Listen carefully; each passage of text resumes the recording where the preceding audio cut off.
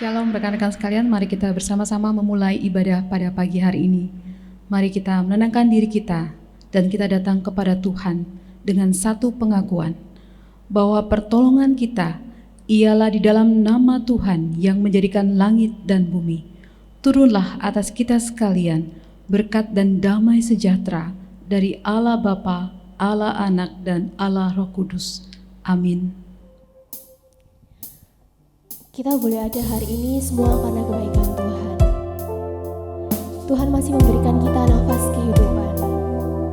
Dia yang masih memberikan kita kesempatan untuk boleh datang beribadah kepada-Nya. Apa yang tidak didengar oleh mata, yang tidak didengar oleh telinga, tidak pernah timbul dalam hati kita, Tuhan yang menyediakan bagi setiap kita yang mengasihi Dia. Bapa setia, Bapa, Kau setia, Bapa, Kau mulia.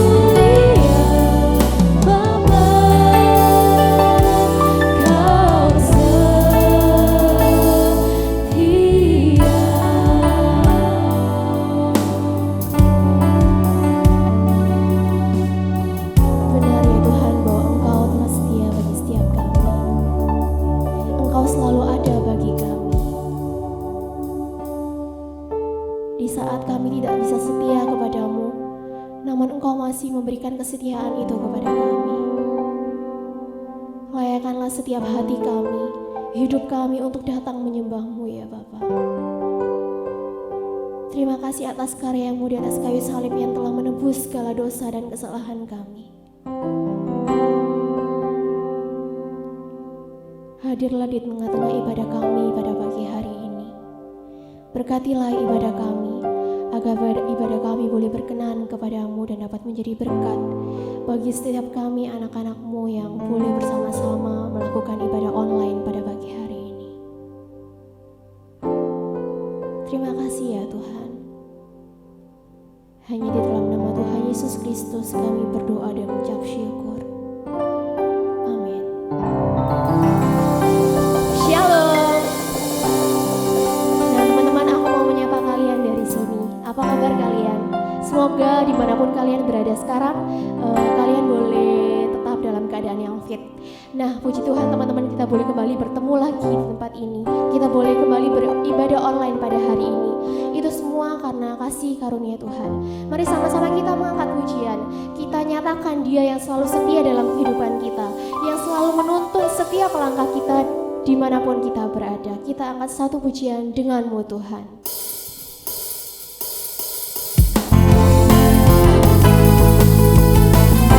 Kita tidak perlu lagu dengan kasih setia Tuhan, dengan kesetiaan-Nya yang selalu menuntun setiap kehidupan.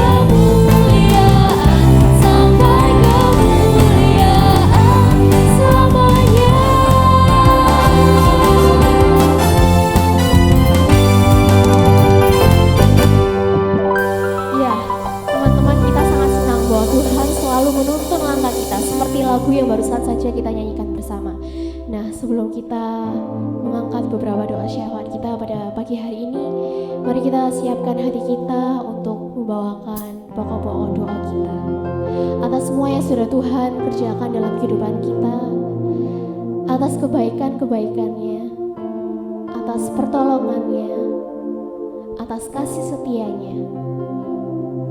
Oleh karena itu mari kita bawa hati kita untuk menyembah Tuhan. Kita bawa ucapan syukur kita kepada Tuhan. Sebab Dia adalah Tuhan yang baik dalam kehidupan kita. Hati hamba.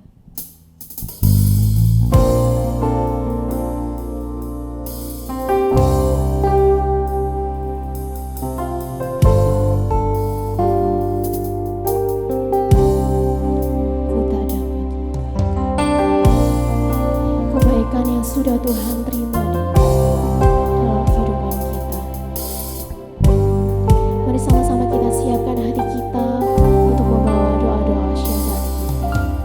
Ku tak dapat melupakan kebaikan yang ku terima, pengorbananmu yang mulia. Jadikanku berharga. Kau tulus menerima kami ya Tuhan. Kau tulus menerima aku apa adanya.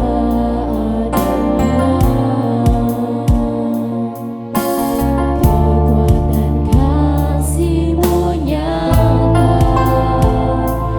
memulihkan hidupku. Kau bukan Tuhan yang melihat rupa, Kau bukan Tuhan yang memandang harta. Hati hamba yang selalu Kau cari, biar Kau temukan di dalamku.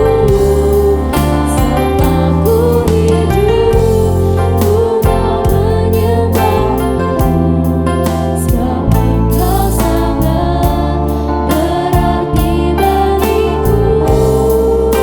Yang terbaik yang ada padaku, ku persembahkan kepadamu,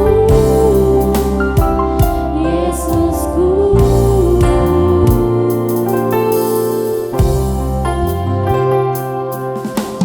Kau tulus menerima aku apa adanya. Kekuatan kasih-Mu nyata memulihkan hidupku. Kau bukan Tuhan yang melihat rupa, Kau bukan Tuhan yang memandang harta. Hati hamba yang selalu Kau cari, biar Kau temukan di dalamku. Selama ku hidup, ku mau menyembah-Mu, sebab Engkau sangat berarti bagiku. Yang terbaik yang ada padamu, ku persembahkan kepadamu, Yesusku. Mari teman-teman, saya ajak teman-teman untuk mengambil sikap berdoa. Pertama-tama mari kita berdoa. Kita bersyukur atas anugerah pemeliharaan Tuhan dan segala sesuatu yang Tuhan izinkan terjadi dalam kehidupan kita. Mari dengan suara senyap kita naikkan pokok doa kita. Tuhan, terima kasih atas pemeliharaan di dalam kehidupanku. Terima kasih atas apapun yang sudah Tuhan boleh izinkan terjadi dalam setiap kehidupan kami. Terima kasih ya Tuhan atas kayu-Mu di atas kayu salib yang telah menebus segala dosa dan kesalahan yang telah kami perbuat. Terima kasih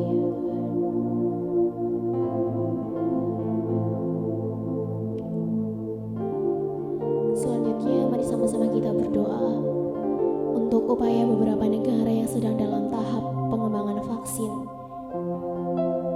COVID-19 serta rencana produksi massal pada awal tahun 2021. Kita juga berdoa untuk proses WFH ataupun pendidikan secara online agar dapat berjalan dengan baik.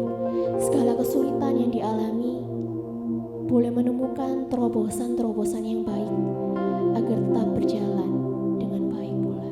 Mari sama-sama kita angkat suara kita naikkan bawah doa kita. Tuhan, yang mau berdoa untuk beberapa upaya negara-negara dalam mengembangkan vaksin COVID-19 ini. Kiranya apa yang mereka butuhkan boleh Tuhan sediakan, boleh Tuhan cukupkan. Hamba berdoa untuk rencana produksi massal vaksin tersebut agar boleh benar-benar berjalan sesuai dengan target yang ditentukan, yaitu pada awal tahun 2021. Tuhan, kami juga berdoa mengingat di mana virus ini masih terus ada di dalam lingkungan kita, di mana kita terbatas dan kita melakukan pekerjaan kita melalui rumah. Kita bersekolah, kita berkuliah secara online.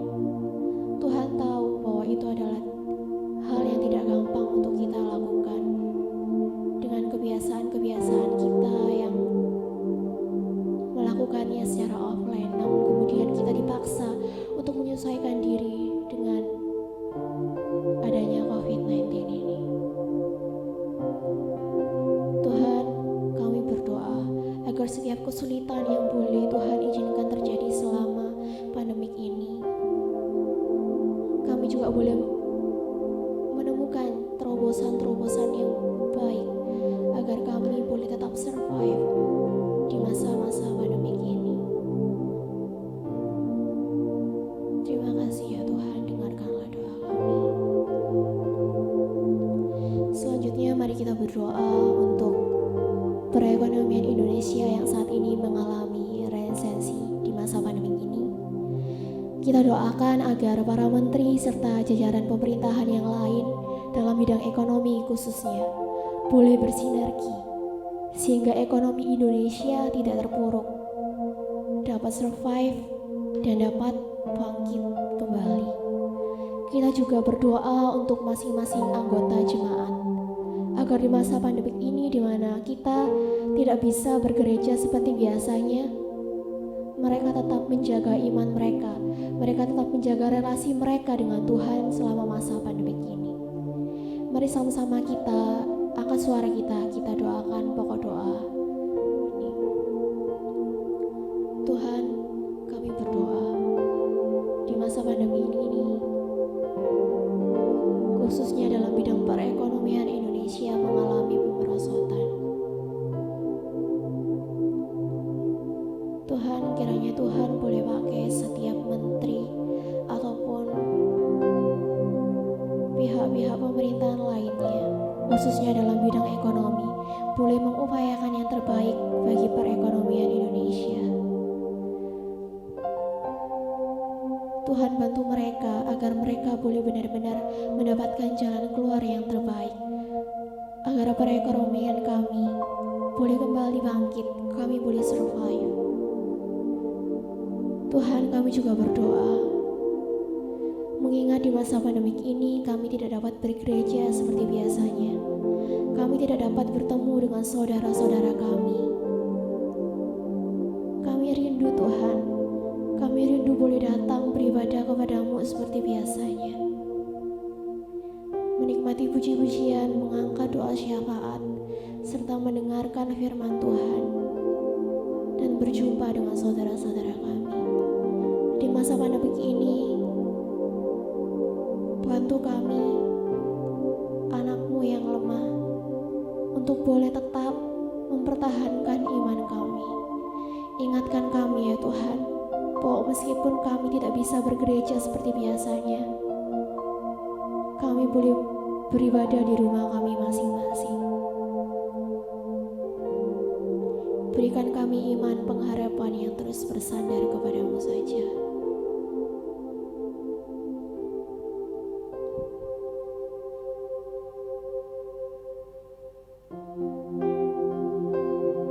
Terima kasih ya Tuhan. Kau bukan Tuhan yang melihat rupa. Kau bukan Tuhan yang memandang harta. Hati hamba yang selalu kau cari. Biar kau temukan di dalamku. Selama ku hidup, ku mau menyembahmu. Sebab Engkau sangat berarti bagiku. Yang ada padaku, ku persembahkan kepadamu. Yesusku, Kau bukan Tuhan, Kau bukan Tuhan yang melihat rupa. Kau bukan Tuhan yang memandang harta. Hati hamba yang selalu kau cari. Biar kau temukan di dalamku. Selalu aku bangkit terus, ku mau menyembahmu. Sebab Engkau sangat berarti bagiku. Yang terbaik yang ada padaku, ku persembahkan kepadamu. Yesusku,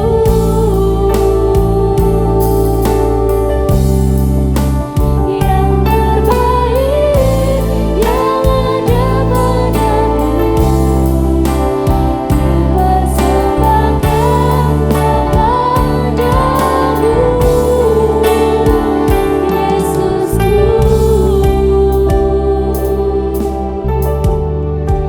Tuhan, inilah doa syafaat kami. Sementara kami menunggu jawaban dari Engkau, berikan kami iman pengharapan yang mau terus bersandar kepadamu dan hanya berharap kepadamu. Kiranya Engkau menjawab setiap doa-doa kami seturut dengan kehendak-Mu saja. Hanya di dalam nama Tuhan Yesus Kristus kami berdoa dan mengucap syukur. Haleluya, amin. Dalam posisi berdiri, saya undang teman-teman untuk boleh bangkit berdiri. Mari sama-sama kita mengikrarkan pengakuan kita. Pengakuan iman rasuli. Aku percaya kepada Allah, Bapa yang Maha Kuasa, Khalik langit dan bumi, dan kepada Yesus Kristus, Anaknya yang tunggal Tuhan kita, yang dikandung dari Roh Kudus, lahir dari anak darah Maria, yang menderita sengsara di bawah pemerintahan Pontius Pilatus, disalibkan, mati dan dikuburkan, turun ke dalam kerajaan maut, pada hari yang ketiga bangkit pula dari antara orang mati, naik ke surga, duduk di sebelah kanan Allah, Bapa yang Maha Kuasa, dan dari sana Ia akan datang untuk menghakimi orang yang hidup dan yang mati. Aku percaya kepada Roh Kudus, gereja yang kudus dan am, persekutuan orang kudus, pengampunan dosa, kebangkitan tubuh, dan hidup yang kekal. Amin. Teman-teman, saya persilakan untuk boleh duduk kembali. Teman-teman, sebelum kita mendengarkan firman Tuhan, mari kita siapkan hati kita dengan kita mengangkat satu pujian. Yesus, padamu ku berseru.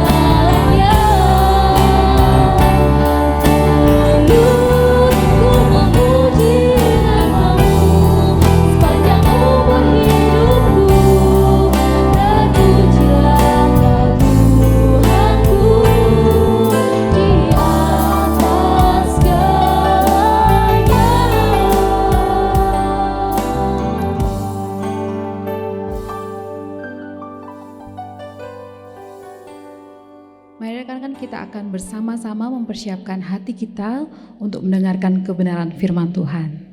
Mari kita tenangkan diri, kita datang dan berdoa, mohon Tuhan memberikan kita kemampuan memahami firman-Nya. Mari kita berdoa. Tuhan Yesus, kami bersyukur di tengah tantangan yang kami sudah alami selama berbulan-bulan ini. Ada keterbatasan untuk kami bisa beraktivitas, pergi bertemu dengan rekan-rekan kami, beraktivitas bersama-sama di luar rumah.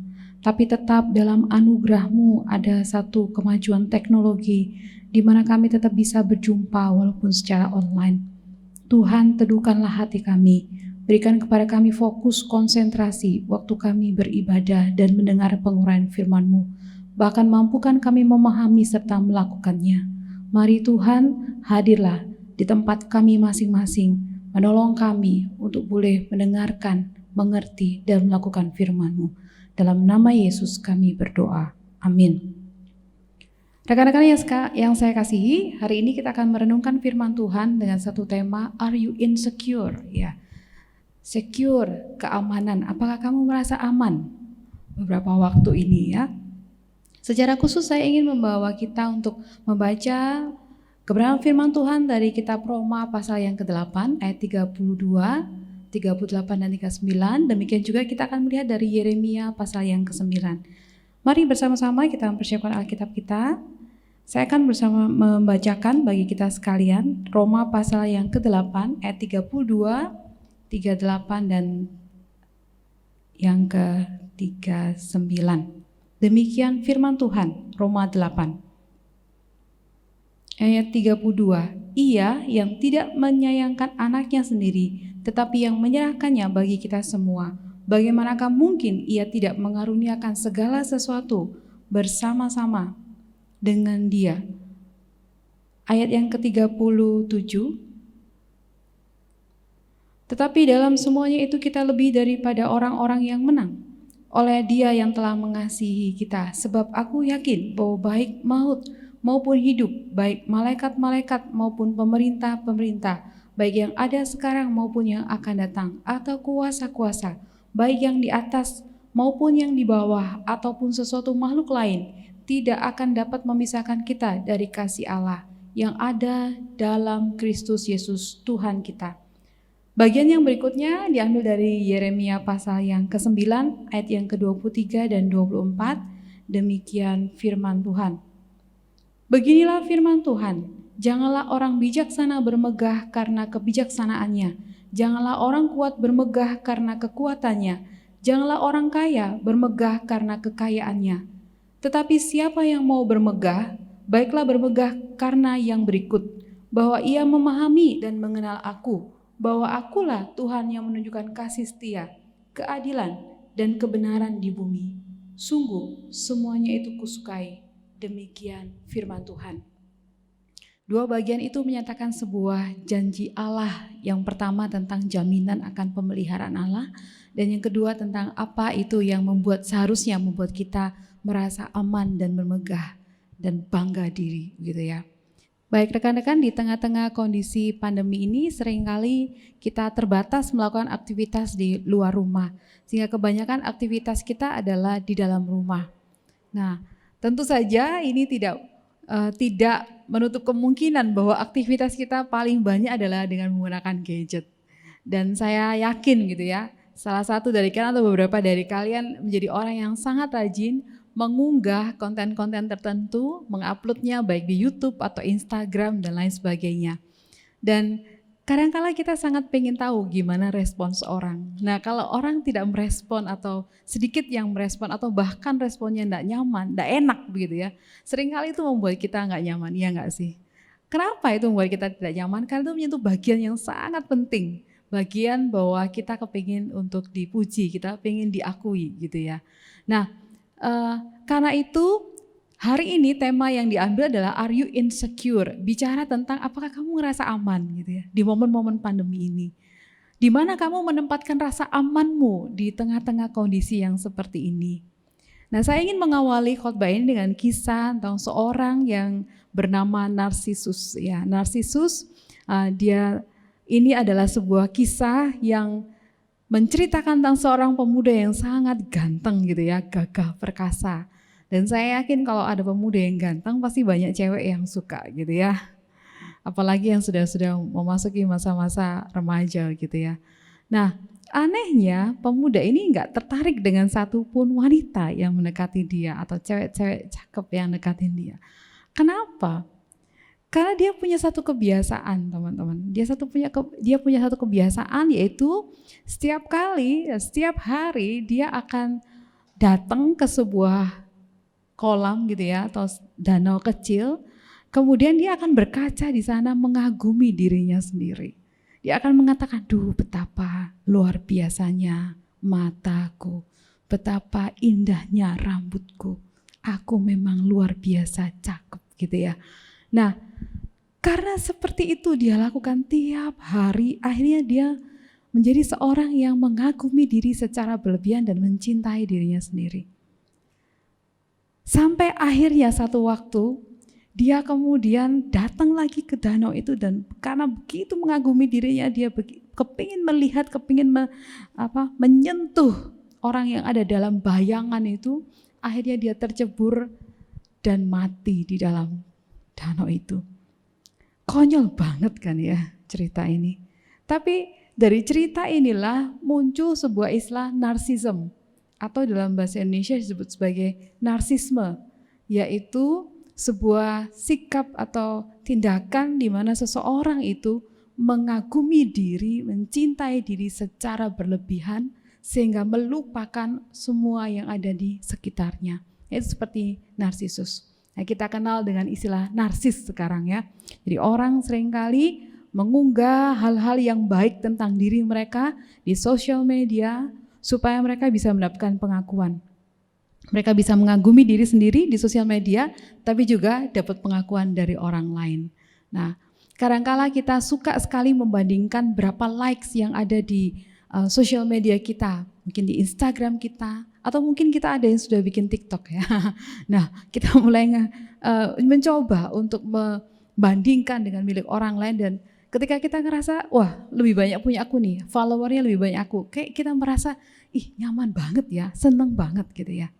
Nah, rekan-rekan, apakah ini adalah sesuatu yang nyata, yang benar, kebanggaan yang benar-benar bisa dikatakan, ya memang itu suatu pencapaian sih, apakah betul seperti itu? Rekan-rekan, ada satu kisah nyata seorang yang bernama Pavel dari Rusia gitu ya.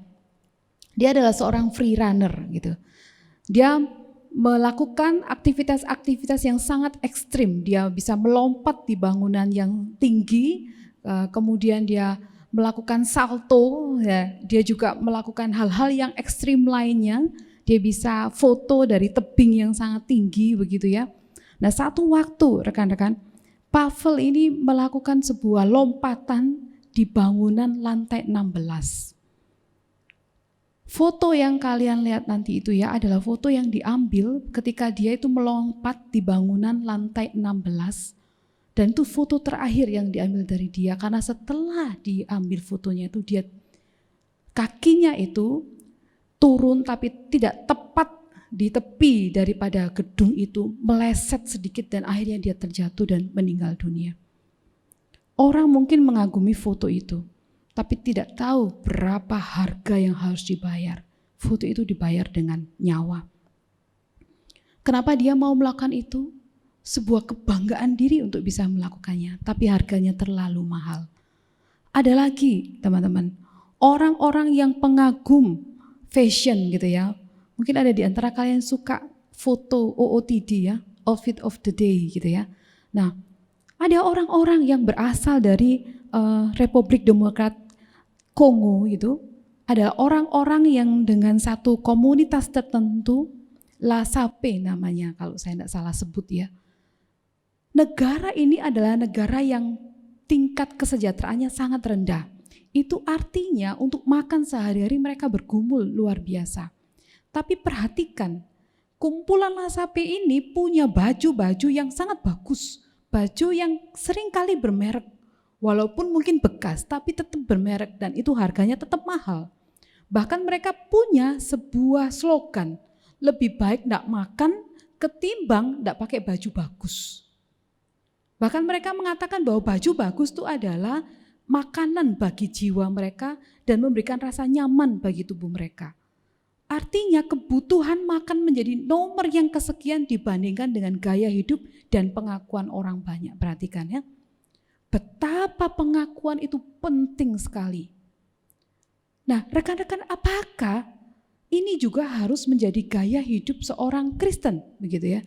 Apakah pengakuan itu juga harus menjadi bagian yang kita kejar melalui sosial media atau relasi kita di antara teman-teman kita?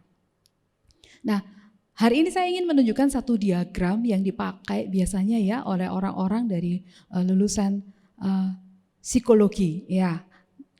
Itu adalah tangga kebutuhan menurut Abraham Maslow.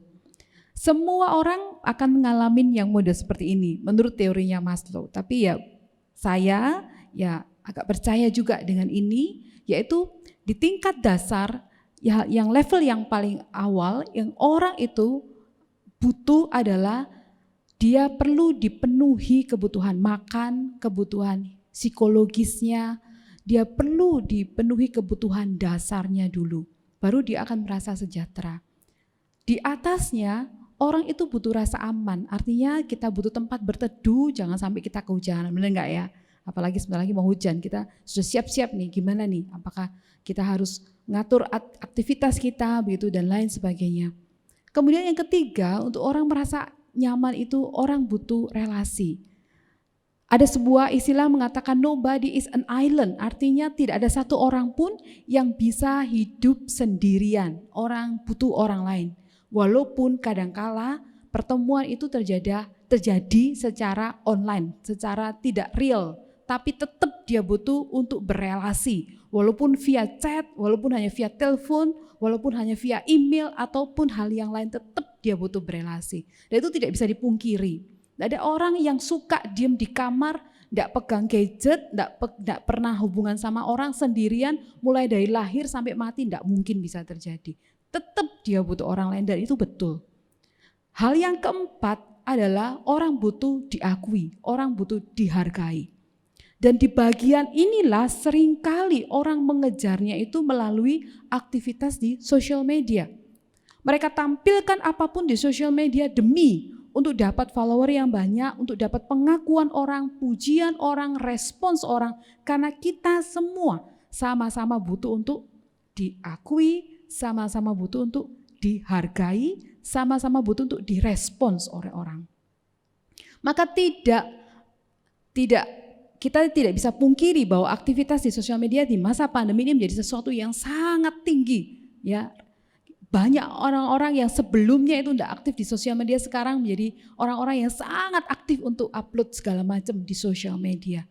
Mulai dari memasak di rumah, mulai dari belajar di rumah, mulai dari kegiatan sehari-hari setelah selesai kuliah atau setelah selesai sekolah online, semuanya diupload begitu ya. Dan menunggu kira-kira siapa yang respons. Nah bagian ini. Nah bagian yang terakhir yang seharusnya itu dikejar oleh orang-orang adalah bagaimana kita bisa mencapai prestasi tertentu dan itu menjadi sebuah kebanggaan diri kita. Nah rekan-rekan, percaya kalian bahwa Tuhan itu sudah menyediakan semua kebutuhan itu dengan sangat lengkap. Sehingga kita tidak perlu harus mencari-cari itu dengan cara-cara yang tidak tepat begitu ya. Kenapa saya mengatakan demikian? Di dalam kitab Roma pasal 8 ayat yang ke-32 itu dikatakan bahwa Allah itu sudah mengaruniakan Kristus dan tidak ada satu apapun yang dia tidak akan karuniakan bagi kita. Saya bacakan Roma 8 ayat 32.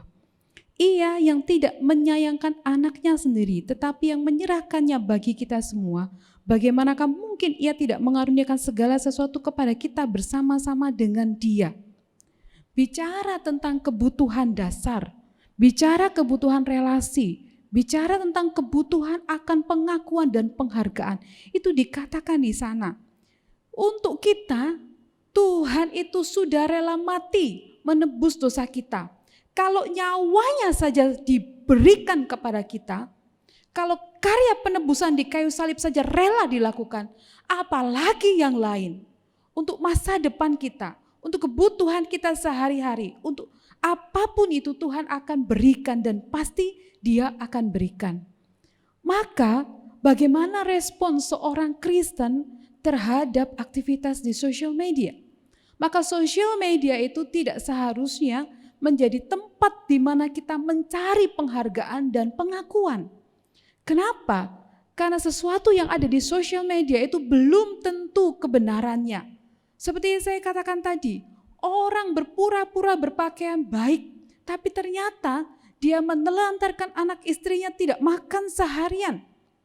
Orang berpura-pura pakaian dengan baik, tapi dia menelantarkan semua tanggung jawabnya seharian demi mendapatkan satu foto yang baik. Orang berpura-pura melakukan sesuatu, menunjukkan sesuatu yang baik demi mendapatkan kesan yang baik terhadap dirinya sendiri. Tapi itu bukan dirinya. Itu bukan dia yang sesungguhnya. Orang Kristen tidak membutuhkan penghargaan atas dasar ketidakbenaran atau atas dasar kepura-puraan. Bahkan ketika kita masih tidak layak dan sangat salah di hadapan Tuhan, kita orang berdosa, Allah mengasihi kita. Dia rela mati bagi kita. Maka kita sudah cukup berharga tanpa itu. Nanti kita akan belajar, jadi bagaimana kalau gitu kita harus menghadapi tantangan di sosial media. Tapi kita lanjutkan dulu ya yang bagian kedua. Kebanggaan kita itu kebanggaan terhadap apa? Karena kebanyakan orang membanggakan dirinya atas dasar pujian orang lain. Tapi kita tidak, teman-teman. Di Yeremia 9 ayat yang ke-23 itu dikatakan barang siapa bermegah, kemegahan kita itu ada alasannya. Dikatakan, janganlah orang bijaksana bermegah karena kebijaksanaannya. Janganlah orang kuat bermegah karena kekuatannya. Janganlah orang kaya bermegah karena kekayaannya. Kenapa begitu? Karena kebijaksanaan, karena kekuatan dan kekayaan itu adalah sebuah berkat dari Tuhan. Itu adalah sebuah kepercayaan yang Tuhan titipkan kepada kita. Itu bukan milik kita. Sewaktu-waktu Tuhan bisa ambil kekuatan kita. Buktinya orang bisa menjadi tua dan orang bisa menjadi tidak berdaya. Lalu untuk apa bermegah dan menyombongkan diri karena kekuatan kita? Itu adalah sesuatu yang Tuhan titipkan kepada kita untuk kita beraktivitas dengan bijaksana. Dan dikatakan jangan orang bijaksana bermegah karena kebijaksanaannya. Kenapa? Karena kebijaksanaan itu juga adalah anugerah Tuhan. Itu sesuatu Tuhan titipkan kepada kita sehingga kita bisa berlaku benar di hadapan orang lain. Kemudian janganlah orang kaya bermegah karena kekayaannya. Teman-teman, apapun merek arlojimu, apapun merek sepatumu, apapun merek tasmu atau bajumu, itu tidak menentukan hargamu sama sekali.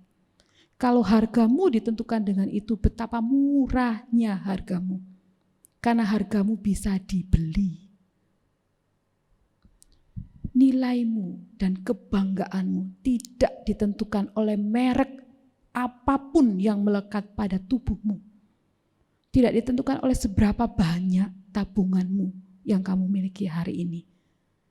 Karena kalau Tuhan sudah mengambil itu, hanya sekejap saja itu akan hilang. Lalu apa yang mau dibanggakan? Tuhan katakan, barang siapa bermegah, hendaklah ia bermegah karena ia mengenal dan memahami aku. Artinya, orang ini adalah orang yang tahu bagaimana cara menggunakan kekuatannya. Orang ini yang mengenal Tuhan tahu bagaimana cara menggunakan kebijaksanaannya. Orang ini adalah orang yang tahu bagaimana cara menggunakan kekayaannya. Dia tidak akan pernah menggunakan setiap peser dengan cara yang bodoh, dengan cara yang tidak bertanggung jawab. Karena dia sadar apa yang Tuhan mau atas itu. Apa yang Tuhan mau atas kepercayaannya itu. Nah rekan-rekan, saya pikir ini sesuatu yang sangat penting. Tidak peduli orang bilang apa tentang kita. Tidak peduli orang bilang apa tentang keluarga kita. Tidak peduli orang bicara apa tentang merek baju kita. Itu tidak mempengaruhi harga kita. Karena harga kita tidak ditentukan oleh semua itu. Dan kebanggaan kita bukan pada baju atau pakaian atau outfit apapun yang kita pakai. Tapi tentang bagaimana kita memahami kehendak Tuhan melalui semua berkat-Nya itu. Banggalah ketika kamu tahu bagaimana menggunakan kepintaranmu. Banggalah ketika kamu tahu tentang kehendak Tuhan bagaimana menggunakan apapun yang Tuhan percayakan padamu. Hal yang ketiga, tentang bicara tentang pencapaian. Apakah saya harus berusaha untuk bersaing dengan orang lain? Apakah saya harus berusaha menunjukkan kepada orang lain tentang pencapaian, tentang prestasi saya? Dan kalau saya tidak mencapai seperti yang orang lain capai, itu artinya saya tidak berharga. Oh bukan, tidak. Tidak semua orang diciptakan Tuhan untuk menjadi juara satu olimpiade matematika. Tidak semua orang didesain Tuhan untuk menjadi orang juara satu olimpiade sains. Tidak semua orang harus menjadi orang yang nomor satu dalam kejuaraan renang, senam, dan lain sebagainya. So jangan kejar yang bagian itu. Jangan sampai hidupmu ditentukan oleh prestasi atau jajaran piala yang kemudian kamu banggakan atau kamu bandingkan dengan orang lain. Dan ketika kamu tidak banyak mencapainya dan lebih banyak orang lain, kamu merasa minder dan tidak punya kebanggaan lagi. No, karena dikatakan yang Tuhan sukai adalah ketika orang tahu bahwa Tuhan adil, Tuhan setia, dan Tuhan kasih. Maka pencapaian kita menurut Yeremia adalah ketika kita sanggup menunjukkan kepada orang lain betapa kasihnya Tuhan itu, betapa setianya Tuhan itu, betapa adilnya Tuhan itu melalui setiap pengalaman hidup kita. Apakah kamu berhasilkah atau kamu gagalkah? Ketika kamu ada di ataskah atau ketika kamu di bawahkah? Kamu tetap menunjukkan Tuhan kasih dalam hidupku. Tuhan setia dalam hidupku dan Tuhan adil melalui segala macam jalan yang Tuhan izinkan terjadi dalam hidupku. Maka hidupmu itu sudah mencapai tujuan yang Tuhan kehendaki engkau capai. Nah rekan-rekan, kalau begitu apakah saya tidak boleh ikut dalam kejuaraan-kejuaraan? Harus ikut ketika itu ada kesempatan. Capai itu. Tunjukkan kepada dunia tentang bagaimana seorang Kristen struggle dengan cara-cara yang jujur, cara-cara yang baik. Jadilah sebuah kesaksian yang hidup bahwa ketika kamu berhasil, kamu memuliakan Allah. Ketika kamu gagal pun kamu tidak menyalahkan Allah. Jadilah kesaksian melalui setiap proses yang kamu akan jalani. Tapi bukan dengan cara membanding-bandingkannya atau menyombongkannya kepada orang lain dengan cara apapun. Apakah kalau begitu saya nggak boleh upload apapun di sosial media? Boleh. Boleh pasti.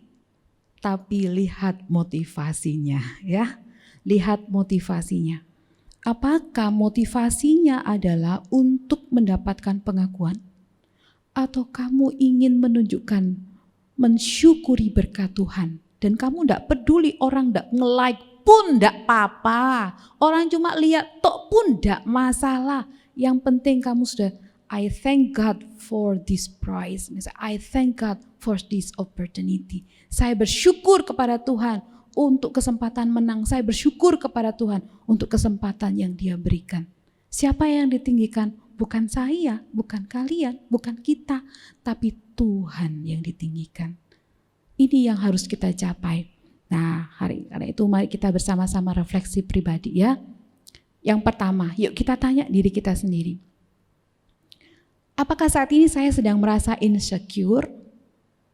Nah, tanyakan, bagaimana cara saya menilai diri saya? Apakah saya menilai diri saya dengan cara-cara menurut kata orang, gitu ya? Bagaimana saya menilai diri saya saat ini? menurut kehendak Tuhan kah atau menurut kata orang? Yang kedua, apakah nilai diri saya ditentukan dari komen dan like orang? Apakah saya masih merasa tersakiti gitu ya, kecewa kalau orang komentar nggak enak sama saya gitu ya? Apakah teguran dan masukan orang, kalau mungkin itu bukan di sosial media, mungkin itu bisa secara langsung, teguran dan masukan orang itu membuat saya merasa minder atau tersinggung.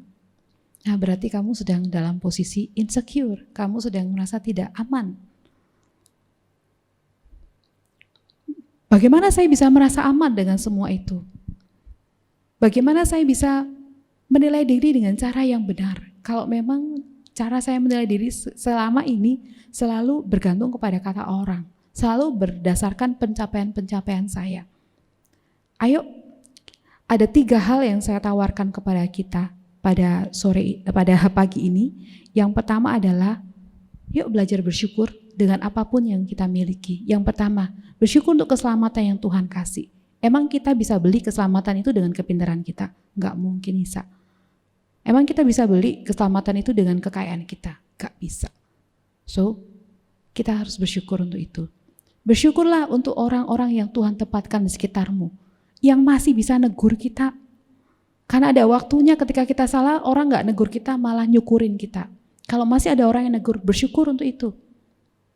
Bersyukur untuk setiap hal kecil, kegagalan-kegagalan yang diizinkan, karena itu proses bentukan untuk membuat kita jadi orang yang tough.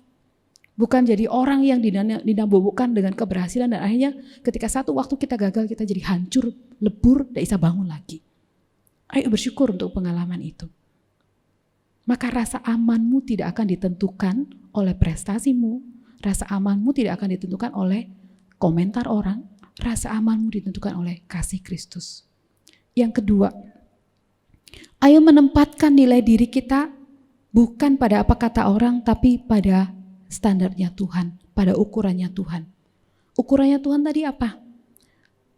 Bahwa kita itu sudah dibeli dengan nyawanya Kristus. Kita mahal banget, mahal pakai banget gitu ya.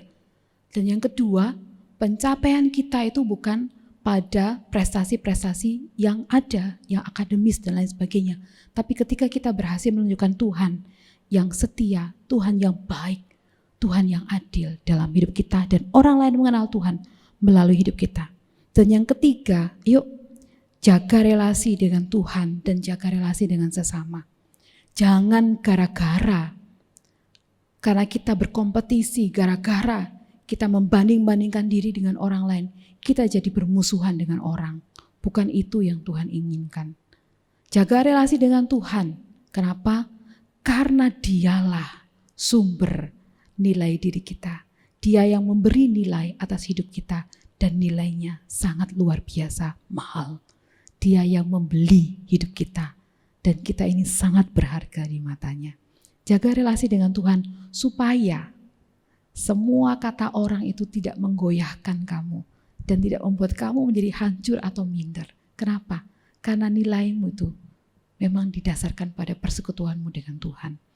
Kiranya Tuhan menolong kita rekan-rekan sekalian. Apapun latar belakangmu, apapun pengalaman hidupmu, jangan sampai itu membuat kamu merasa tidak aman. Karena nilai dirimu dan juga keamananmu tidak ditentukan dari semua itu. Tuhanlah sumbernya. Mari bersama-sama ya, kita belajar mengembangkan diri, hidup dengan rasa syukur, belajar menempatkan nilai kita bukan pada kata orang tapi pada Tuhan, dan belajar untuk menjaga relasi kita dengan Tuhan dan sesama dengan baik. Mari bersama-sama kita berdoa, mohon Tuhan yang akan menguatkan kita. Kami memuji Tuhan yang baik pada pagi ini, kembali Tuhan memberikan satu standar yang sungguh-sungguh benar bagi kami, untuk kami tidak mudah diombang-ambingkan Tuhan dengan penilaian orang, kami tidak mudah diombang-ambingkan dengan sikap orang, dan kami tidak mencari-cari dengan cara yang salah keamanan hidup kami. Karena sesungguhnya Tuhanlah sumber keamanan kami, Tuhanlah yang menilai kami dengan cara yang tepat, dan di hadapan Tuhan, Tuhan menilai kami sangat berharga dan sangat mahal. Itu ajar kami ya Bapa untuk belajar merasa aman di dalam Engkau, Dan ajar kami ya Tuhan untuk belajar berprestasi, bukan sekedar prestasi akademis, tapi juga berusaha untuk boleh memperkenalkan Tuhan melalui hidup kami, menyatakan keadilan, kasih dari Tuhan kepada semua orang sekitar kami. Pimpin kami ya Bapa, di dalam nama Yesus kami berdoa dan bersyukur. Amin. Sebelum kita mengakhiri ibadah kita pada pagi hari ini, mari kita kembalikan segala puji hormat kita hanya bagi Tuhan. Kita angkat satu pujian, Ku Tetap Setia.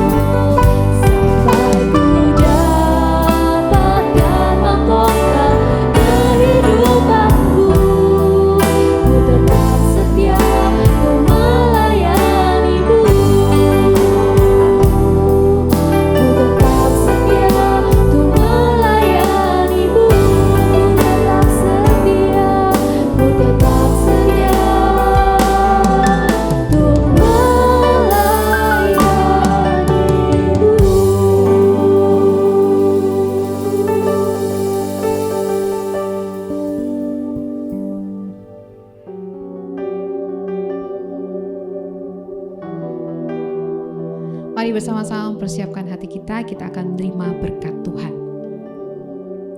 Kiranya kasih sayang dari Allah Bapa, cinta kasih dan karya penebusan dari Yesus Kristus, tuntunan, bimbingan, pertolongan, penghiburan dari Allah Roh Kudus menyertai kita sekalian, supaya kita boleh menjadi duta-duta Kristus, saksi-saksi Kristus dimanapun kita berada, mulai hari ini sampai selama-lamanya. Amin.